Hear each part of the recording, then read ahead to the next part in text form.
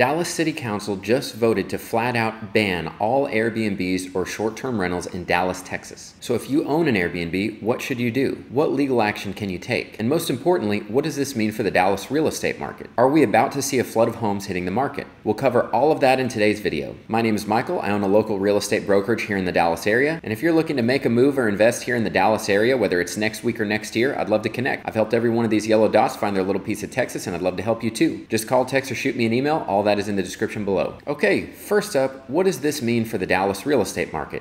In my opinion, mostly nothing. So if you were to look today, you would see that there are nearly 5,700 listings in Dallas available on Airbnb. But when you take a closer look, you'll see that it's really much less than that. If we look for only entire homes, this is not rooms. If we look for only frequently booked, and this is an important one because I'm trying to figure out who is doing a full-time Airbnb, which means if they're only booking 61 to 90 days a year, then that's not gonna be someone who's forced to sell. And if we look for only short-term rentals, so if you wanna know how many of these full homes are booked more than 6 months of the year, that would be these last three boxes. When you add these numbers together, you get 865. Now, I would not consider a home that's only booked 6 months out of the year to be a full-time Airbnb. What I would consider is these that have 241 to 255 plus, but keep in mind, this is 8 months plus, so I wouldn't even consider 8 months a full Airbnb. I've run as many as 5 Airbnbs myself at one time, and all of them had like a 96% occupancy rate. So a full-time Airbnb to me is like a 96% occupancy rate. But let's just assume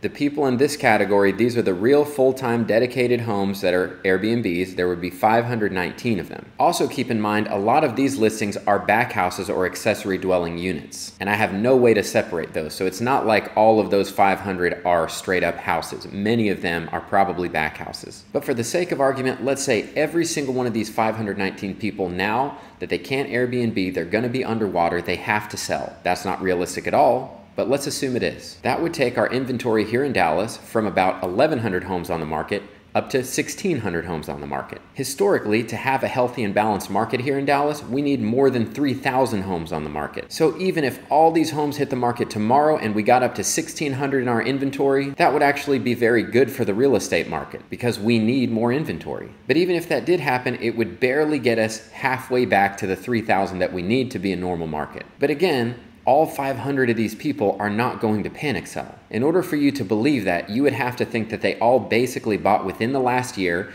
at a 6.5% interest rate at the peak of the market. That's what you would have to believe, that 100% of them bought at the worst possible time. Because if they bought anything before that, if their interest rate is lower, if their price is lower, many of these people have owned the house, lived in it for several years, moved on to their next house, now they use the previous one as an Airbnb. People do this all the time. Those people are probably looking at a 3% interest rate on a house they bought for $200,000. For sure, they can get a long-term tenant in there. They're not gonna be forced to sell. So what do I think will happen? I think very few people will panic and list their homes. I think many Airbnb owners are just gonna continue operating their Airbnb as usual, expecting that the city won't be able to enforce this. I think they'll just wait and keep operating until they're actually threatened with some kind of substantial fine or something. I also think most Airbnb owners could put long-term tenants in these houses and be just fine. I also think many of them could try rent by the room, which is a popular and growing strategy that a lot of my buyers are using now because you make more than a long-term rental. It's kind of a middle ground in the amount you can make between a long-term rental and an Airbnb. And the upside for them would be they could also keep the house furnished. If it was furnished for Airbnb, they don't have to clear it out to get a long-term tenant in. They can rent out the rooms either as midterm rentals or rent by the room and charge a little more. Another option would be if your numbers aren't great and your best case is all you can do is break even, then you may want to just break even temporarily, wait this out, see what happens, see if this ban gets overturned, and just go from there. And this is a good time to talk about investing in general. What I always tell my investors is if this house won't break even as a rental or at the very least as a rent by the room, then don't even consider it for Airbnb for the very reason of what's happening today. If you put all your eggs in the Airbnb basket and it doesn't work out, your only option is going to be to take a loss. So you always have to make sure that you have other certain options. Because as I always say, the only way you lose money in real estate is if you become a forced seller. If you know one way or another you can afford that monthly payment indefinitely, you'll never lose money. That's the only number that matters to me. Purchase price doesn't actually matter to me when I'm looking at long-term investments. The only number I care about is the monthly payment and do I think I could afford that indefinitely? Do I have a plan to do that? So what should you you do if you own an Airbnb? First of all, don't panic. You have until December to figure this out. You can get on roommates.com and take a look at what a furnished bedroom in your area rents for. You'd probably be surprised. Then you can get on rentometer.com as well as Zillow to see what your home could be expected to rent for as a long-term rental. And if you feel like those numbers aren't accurate, just give me a call and I'm happy to take a look and give you my opinion. But breaking even on a rental, having someone else pay down the mortgage, waiting for appreciation is a much better option than panicking and taking a loss on a sale. In the long run, here in Dallas, the appreciation will be well worth it. And if you still want to sell, call me, we'll make a plan and see if we can get you out in a profit. Okay, now let's talk about legal options. Senate Bill 929 was signed by the House, the Senate, and the Governor, and went effective immediately as of May 19th, 2023. It basically states that you must be allowed to use your property in a way that was allowed before the adoption of new zoning or boundary regulations. So if you had purchased a property as an Airbnb, you were operating it that way and that was allowed, but now it's made illegal, then the county must either buy the property from you or pay damages or something to make you whole. However, this is a gray area specifically regarding Airbnb, because the intention of this bill was actually an example like this. If you own a small mechanic shop in your backyard and that was allowed at the time, then the city changes the zoning, you can no longer do that. You would have to sell your property and purchase another property somewhere else to be able to continue operating your business. In that case, the city would be required to compensate you either by the purchase of your property, paying the difference, something like that. The reason that Airbnb is a gray area is because people are saying Airbnb was never actually allowed. It's not that they had zoned it and allowed it